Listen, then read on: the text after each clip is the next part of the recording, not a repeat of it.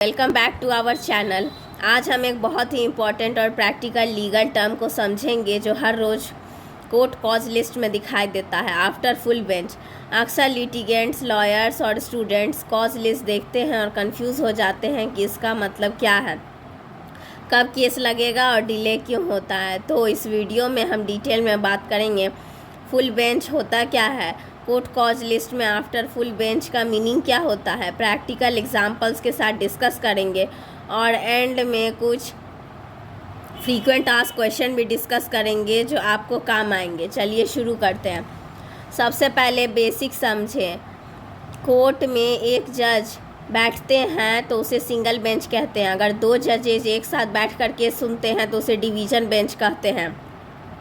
लेकिन जब 3 या उससे ज़्यादा जजेज एक साथ बैठते हैं किसी मैटर को सुनने के लिए, उसे फुल बेंच कहते हैं। ये फुल बेंच तभी बनता है जब कोई लीगल इशू बहुत इंपॉर्टेंट हो या पुराने जजमेंट्स में कॉन्ट्राडिक्टरी व्यूज़ हो या कोई कॉन्स्टिट्यूशनल इम्पोर्टेंस का सवाल हो।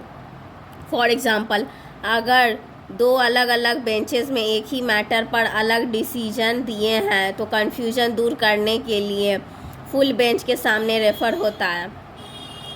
अब आते हैं मेन पॉइंट पर। कॉज लिस्ट में जब लिखा होता है आफ्टर फुल बेंच, इसका मतलब होता है जो लिस्टेड केस है वो तभी सुनना स्टार्ट होगा जब तक फुल बेंच अपना काम ख़त्म कर ले। मतलब आपका मैटर प्रायोरिटी पे नहीं है, पहले फुल बेंच के मैटर्स कंप्लीट होंगे। इसका एक सिंपल एग्जांपल लो। कोर्ट नंबर 1 में चीफ जस्टिस और एक और जज बैठे हैं। कॉज लिस्ट में आइटम नंबर 101 लिखा है। After full bench read petition number 1234/2024। मतलब ये डिवीज़न बेंच अपना मैटर तभी लेगा जब फुल बेंच की हियरिंग ख़त्म हो जाएगी। यानी कि टाइम अनसर्टेन है, कभी कभी 12 बजे, कभी 2 बजे, कभी कभी नेक्स्ट डे भी हो सकता है।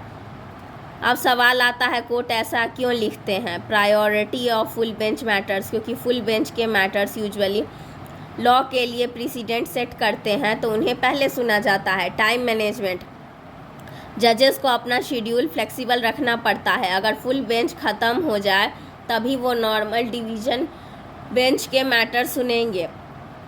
ट्रांसपेरेंसी, कॉज लिस्ट में आफ्टर फुल बेंच लिखने का मतलब है कि लिटिगेंट्स और लॉयर्स को क्लियर हो जाए कि उनका केस तभी लगेगा जब फुल बेंच ख़त्म होगा।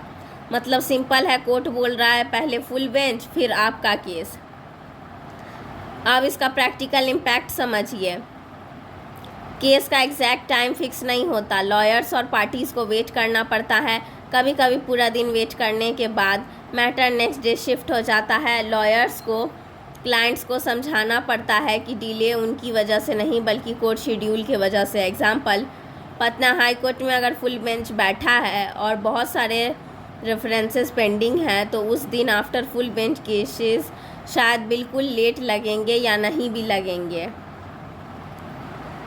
एग्जाम्पल विथ कॉज लिस्ट देखिए, यहाँ लिखा है court number 1, the chief and honourable justice X full bench after item number 101 writ petition civil number 1234/2024। इसका मतलब है ये कि चीफ जस्टिस की डिवीज़न बेंच अपना केस तभी लेगी जब तक फुल बेंच अपना काम कंप्लीट कर ले। आपको फिक्स टाइम नहीं मिलेगा, बस आफ्टर फुल बेंच के बाद। चलिए कुछ कॉमन सवाल देखते हैं जो लिटिगेंट्स पूछते हैं। क्या मेरा केस पक्का सुना होगा अगर लिखा है आफ्टर फुल बेंच? नहीं, पक्का नहीं। अगर फुल बेंच बहुत लेट तक चले तो आपका केस नेक्स्ट डे शिफ्ट हो सकता है। दूसरा क्वेश्चन है, क्या इसका मतलब है कि मेरा केस इंपॉर्टेंट नहीं है? नहीं, सिर्फ शेड्यूलिंग का मैटर है। कोर्ट पहले फुल बेंच मैटर्स को प्रायोरिटी देता है। तीसरा, लॉयर्स क्या करते हैं ऐसे सिचुएशन में? लॉयर्स यूजुअली कोर्ट के स्टाफ से पूछते हैं कि फुल बेंच कब तक चलेगा और उसके अकॉर्डिंग अपना टाइम मैनेज करते हैं। तो दोस्तों, आज हमने समझा कि कोर्ट कॉज लिस्ट में लिखा हुआ आफ्टर फुल बेंच का मतलब क्या होता है। चलिए जल्दी से क्विकली रिकैप करते हैं। फुल बेंच में 3 या उससे ज़्यादा जजेस बैठते हैं। आफ्टर फुल बेंच का मतलब है कि आपका केस तभी लगेगा जब फुल बेंच के मैटर्स कंप्लीट हो जाएंगे। इसका मतलब होता है कि डिले और अनसर्टेनिटी, लेकिन ये कोर्ट का एक नॉर्मल शेड्यूलिंग सिस्टम है। अगर आपको ये एक्सप्लेनेशन यूज़फुल लगा है तो वीडियो को लाइक ज़रूर कीजिए, शेयर कीजिए और अपने दोस्तों के साथ इसको ज़रूर बांटिए और चैनल को सब्सक्राइब करना मत भूलिए। मिलते हैं नेक्स्ट वीडियो में एक और नए लीगल टॉपिक के साथ। धन्यवाद एंड स्टे ट्यून्ड।